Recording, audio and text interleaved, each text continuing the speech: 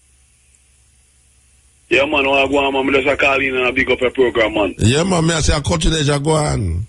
Yeah, man, come here and say, boy, I'm ready to stick by Irish FM, man. I know say it go on, man. I want station, I'm ready can pick up an Irish FM, you know. That is good.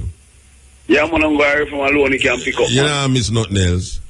Now, man, is a whole radio, man. Over 15 years, me I'm going on nearly 20 years, man. No, 12 to 15 to 20, mind what you say, no? Yeah, man, a long time me have it, man. All right, sir. Give thanks until I pick up something. Yeah, man, me just a big up a program, man. All right, so give thanks, brethren. All right, blessed. Yes. Yes, may I tell you, information is very important. Very, very important. Yeah. Yes. Well, go on. Blessed Muta. Well, go on. Yes, you know, I call from England still, you know? Yes, sir. Give thanks. Yes, last year I told, you know? For real. What I say still in a motor, it's like, me there upon the sideline, I watch what I go on, like, you know?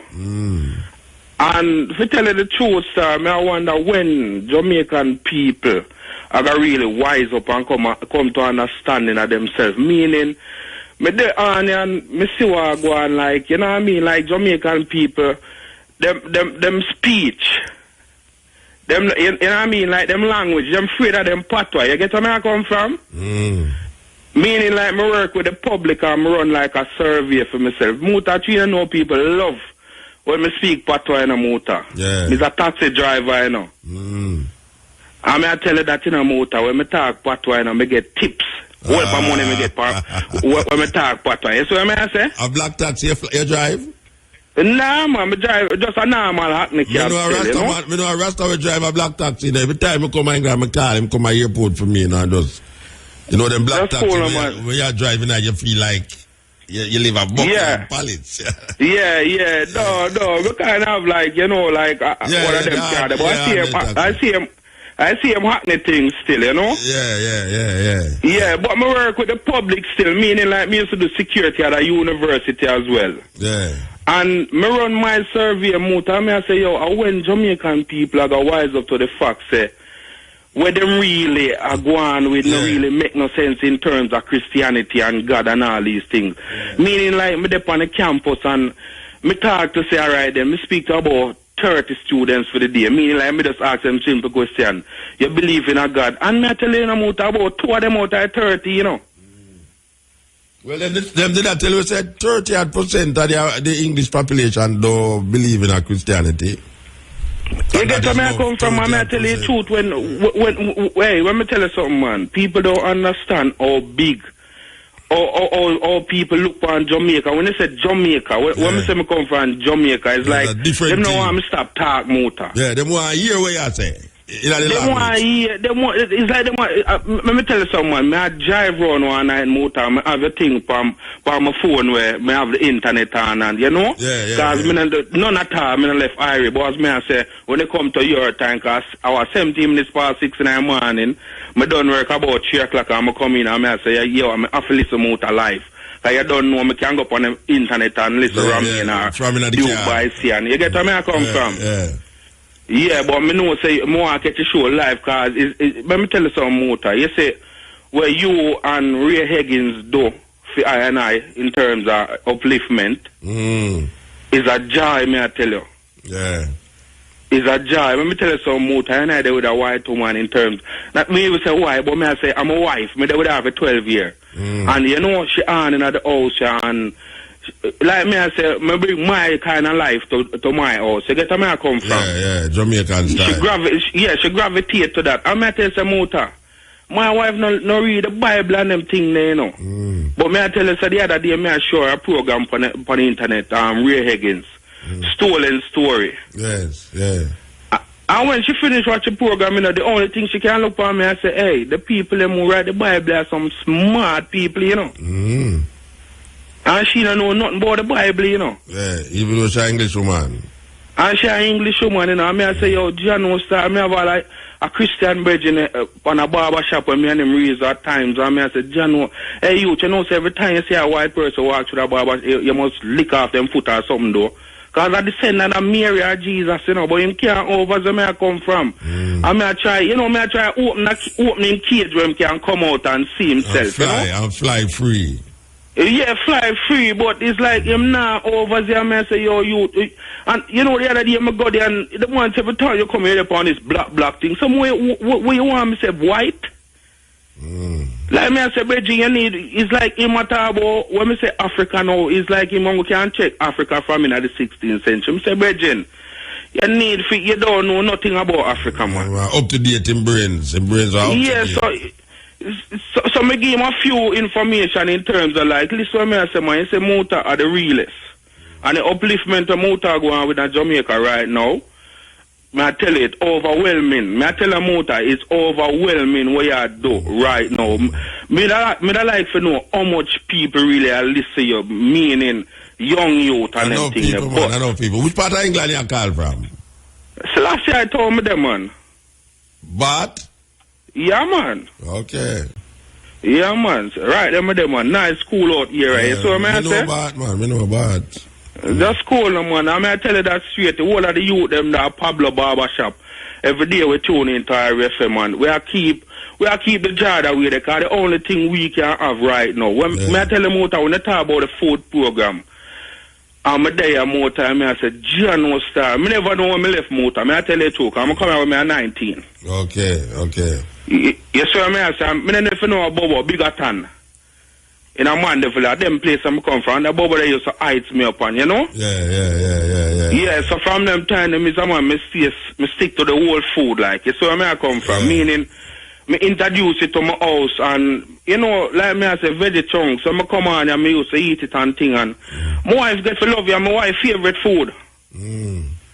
You get where I come from, I mean, like a whole food at them place, so me say I go shop, when I go really, when I feast for a certain thing, you get where I come from, Muta? Yeah, me hear you, man, Yeah, man, but me I tell you, so when me hear you talk about the natural thing, and the food, and the planting and things, so me I say, I show the people, you know, they're on a sideline, and I watch how I go on. Yeah.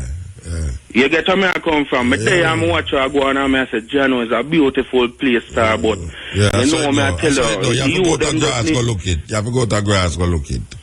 Yeah, I just say things set in a motor, but here we go on. The first time I call upon your program. Well, we appear first time caller tonight. I mean, no, now things are going for me in the night, yeah. Nah, man, here we go on, man. You're blessed like that in a motor. All right, sir. Yeah, man, you're blessed like that, man. From me, I listen to you, man. I dip come my yard, man, and every night I read the lock pan, cutting edge, Friday 90s. Yeah. From me, a 10-year-old, and I know we have stepping razor. I know we have stepping razor. Yeah, man, yo, it's a joy, man, to see how far you come from the people. I say, yo, Muta, that madman and them something. I mean, no, say, yo, man, I say, you're one of the most intelligent Rasta man we ever see. You know, say, we done the call, you know. Alright, so now you say another word, man. Bless up yourself and more love and respect. Alright, give thanks, yes. Right, but that thanks certainly, you know. Speaking of the language, listen to this from my brethren who live here. Yeah? Yeah, blessed man. Greetings, King. Why is it? Yeah, me hear you talk about the food and the cat and all of them things there since night, you know. Especially the cats. The other day I run up in some research where I talk about how South Koreans have cloned cats for glow in the dark, for use for, find out about, various diseases, for track diseases such as AIDS and them thing there, man, I say. Yeah, man, is some very scary things. And when it's them a clone, them put, I'll find in the 90s, me know them put clone a human ears for a rat, you know. Yeah, man, that happened 1994, I think. And them a clone animals. I mean, you remember a movie with Arnold Schwarzenegger where him come home and say him a make love to him own wife, and I know him. Him a look through the window and say this man I make when him look at him, and I know him. Them just clone him. Yeah, that's a confusion. Yeah, me even see the man them have a University of Rhode Island, you know. Yes. In America, have a doctor, a scientist who clone a kind of trout. Yeah, they look like a pig. The pig head. The fish have like something like abs for meat or something like that, you know. Yeah. And well, I see one will look like a pig head. The body is a fish, but you have a pig head. Yeah, man, that's serious thing. And I know drawing me a talk about a picture them take. Oh, yeah, man. So and you see, them start do some different kind of cloning, you know, too, you know. Them start, especially like the zoologists, them and the various zoos, them around the world. When people pay them money for going to a zoo, them for understand where the money are go to, you know. Yeah. Because in many cases, the zoos, them act as breeding ground for the laboratory, them, yes. Yeah. Frankenstein, yeah, man. Yeah, man. So you have, like, for example, an animal named a liger, which is a cross between a lion and a tiger. Is the biggest cat, really, the biggest feline species for exist. And that kind of species never occur in a lab.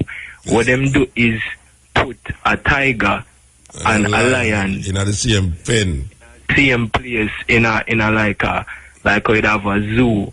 Because in reality, tiger and lion across the same part when them out in the wilderness, you know me I say. Them do that, and you know them try when the animals crossbreed and them get a different species, them start training it for do other things. Yeah, man. No, them a make hybrid human beings for fight war, you know. The Americans, them a experiment for what you call the X-Men. When they put in a comic and all, you know, them put in a movie. A reality them are doing, you know, a reality that, you know, X-Men, you know, X-Men, them have developed some X-Men, yes. Yeah, man, is a very, very weird thing. And the thing is, Jamaicans and people worldwide still, because I have been to other places and see how people behave, just like how Jamaicans behave in terms of ignorance, you know. That's the way them behave to, man. Oh, you mean, man, you want to go to America, go see some ignorant people, man. Yeah, what? So, if you know, say these things are happen, you know, man, them all have dogs who can, or them clone just to sniff out ganja and them things, you know, man. Yeah, man, and gun. Them have dogs who sniff out just gun. Yeah, man, so if you know, and the ganja man, them for know, say, patents on genetically modified ganja seeds are going in America right now. Long time. Come on, so all right, Bridget, give thanks. Give thanks. Yes. Yeah, man. No, we talk. We don't sound so ridiculous again, like first time. That's sweet, me say. Yes. Because you see something where we are saying no. If it was no, we are saying, you know, here, so we are some mad people. Just like some things where we are saying 20 years ago, where we say Aguani and so no. That time when we did that, say it was mad. Mad Rastaman on the radio. They said. Yes. We want to talk to you about a matter of concern me. And sex-wise, we should not really deal with it, son, but... Well, you want with the sex-wise and come up on Tuesday night? Yeah, we deal with analysis still. Yeah, it's a concern me about circumcision with the male. Yeah. Yeah, let's see where, let's say it's like a $4 billion industry where them circumcise the male. A terrible thing. Them have all the way I believe that something is supposed to be done. Alright, check this. You see on the YouTube video there, an older woman and a younger woman, them are specialists, them are sex therapists, and you know, them have big degree and stuff. So they must say there's a lot of benefit from the foreskin, from the covering of the penis being there, because at its additional sensation and thing, and it's more pleasurable because, you know, when things are going, it gets bunched up and it hit against her and it had more sensation. So it's a great crime when the woman or the man cut off the covering of the penis, because well, you have woman circumcision to what them do, you know. Yeah, which is another mutilation where we have to look on, because we were sold these things by some insecure men. Yeah, if you really look on it, is that the covering to the penis, it helps protect it, helps keep it moist, you know, lubricated, natural lubricated, you know. But when you don't have no covering, it now has to provide and it exposed to other, it exposed to things, to it get exposed to things. Yeah, it exposed to the fabric and your clothes, and it eventually get hardened. So, you know, it take no more lubrication, you know, to be with the woman. But when it is protected. But let me ask you a question. Why you bring up that now? I mean, why did that thing, Pan? Why you bring that up? Why they bring it up? Because you see a movement they go on with the woman them who get mutilated. Yeah. And they find out that they are missing a lot of pleasure. And I'm not one who is circumcised, so you know me know how the thing's supposed to go. Yeah. And it's a great wrong, and we need to change it, you know? Yeah, well, you see, all in the Bible, them use all the Bible for justify all circumcision too. You know them get it? Them use Bible for justify that. That's crazy, man, because look on the heart. Yeah. When James tool come out, and him doing things, he just put it back. It's all covered, it's all protected. Yeah. You know? So, you know, see why they not have to cut off the nail. Yeah, a guy just come and just clip off the top of your, just clip off the top of your penis. Yeah, you're not supposed to cut off, man. It's like cutting off your eyelid, you know? It's a terrible thing, man. Anyway, we have to move, brethren. Give thanks. Right. Yeah, you can call 6 and tell them about it. We have a discussion about it, you know. Yes. Yes, may I tell you. But when I tell the people, them say, hey, Westmoreland people, I know this Westmoreland people love stepping razor and cutting edge, you know. And maybe I'm Mutabaruka they love, you know. I don't know, because trust me. Anyway, we got down there. We got down Westmoreland. Because, you know, vintage juggling at its best. Featuring Mutabaruka at London Sport Lounge and Entertainment Center, Old Market, on March 29th. Okay. Music by DJ Bones from Vibes FM. Or you have a DJ Bones on Vibes FM too. I wonder if you have a Keshima down there too. Anyway, pre-sold tickets, 500 at the gate, 700.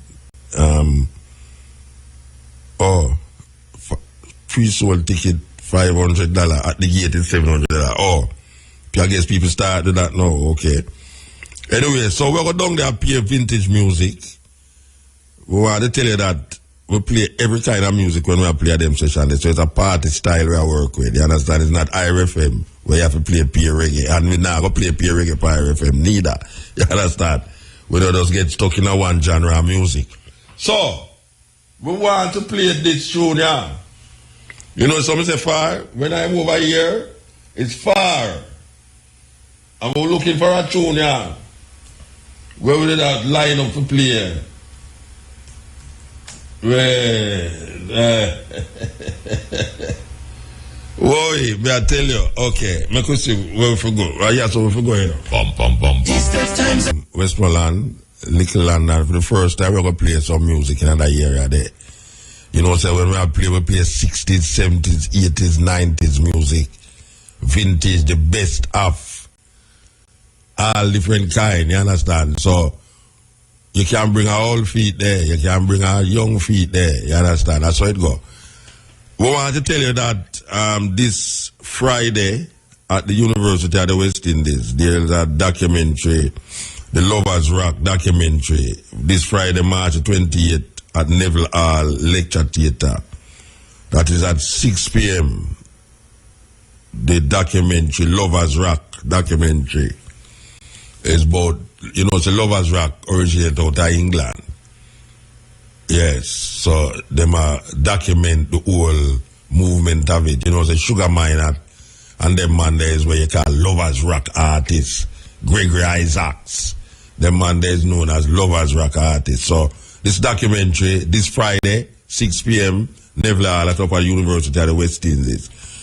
Serious thing. Okay, so we want to play, remember things that we're not stuck in a one genre, because the message we are working with on our program is not necessarily the kind of music in the genre. This is cutting edge. So we skip over genres and deal with the message in the music.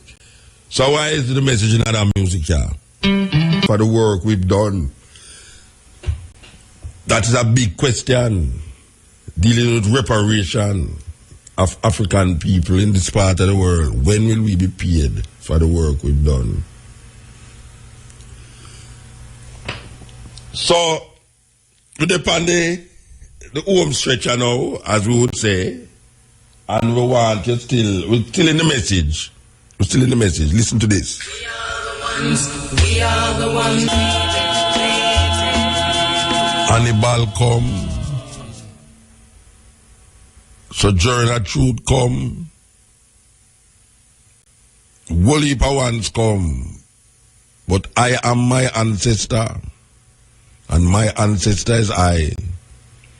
Now we say time and time again, if it wasn't for my ancestors, I wouldn't be here. And if it wasn't for I, there would be no ancestor. I am my ancestor. My ancestor is I. So we continue the journey of liberation and freedom and justice for black people. Yeah, the panel line. I mean, pick me, no? Pick me. Okay, we need to wait for Bongo, man. Make it so we can go on, so. Yeah. You know what I'm calling about? You hear about the disaster we're going to Washington. When? Yeah, since week, man, over 100 people dead and a flood. Oh, yeah. Now, when I ask if you could have checked in any way tomorrow, find out if the Jamaican. They denied. They denied, find out Jamaican, the heavyweight. Always denied, yeah, always denied. You understand? All them good end of the plane to go down to Malaysia and Ireland. Yeah, all of that too, God. Yeah. All right, yeah, I'm going to check it out. You check on it, and tomorrow I'm listen if you find out. So, you know, man. Give thanks to life, you know. All right, sir. Glad to see you every time I see you. Believe you. Yeah. Every time I see you, I feel good. No, every time I see you, I feel good, man. Every time I see you. Believe you me, man. You laugh, you think I joke. Yo, give thanks to life, man. Yeah, man. Every time I see Bongo Irma, I feel good. All right, sir. Them not bold when I hear, you know, we're back good, you know? Yeah, all right, sir. Give thanks. Yes, sir, please. Yeah. It's a long time. Give thanks to all the people who are there, so we do now and go and do it again till 2 o'clock. And the stepping razor, the art of war. From 2 to 5:45, we're there with you again. Different program, different vibes.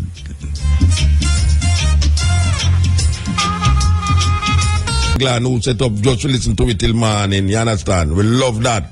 If you jump up, you know, you look like a skinhead rasta, believe you me.